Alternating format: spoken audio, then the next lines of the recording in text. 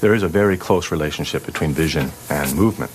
If we think about arm movements, where we reach out to grasp things, we must appreciate where these objects are, these targets in space, through our visual modality. The fact that vision guides our sense of movement and touch may not be all that surprising, but Dr. Flanagan and others have been researching something that is. Apparently, when we watch someone else perform an action, we're not only watching them, we're moving too. Or rather, our brain is. A number of studies have shown that when we watch someone else performing an action, parts of our brain, which we know are involved if we did the action ourselves, are also active when we observe the action.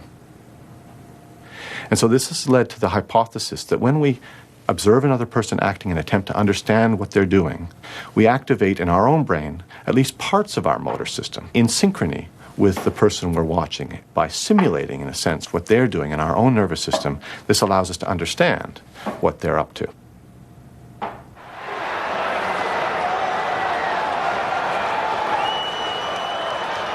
We probably all have had experiences where we're activating our action system when we watch action.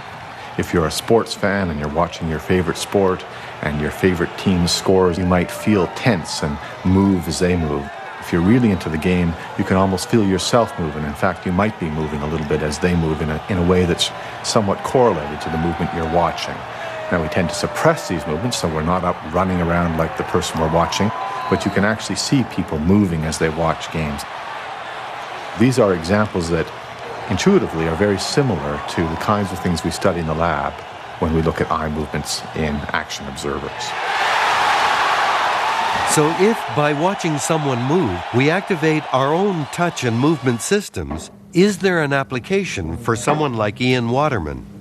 There was a very interesting study recently looking at patients with damage to their cerebellum who had great difficulty walking. They found that in this study, when they told subjects where to look, and in particular at the locations where they should place their feet, they could suddenly walk much better than they had before.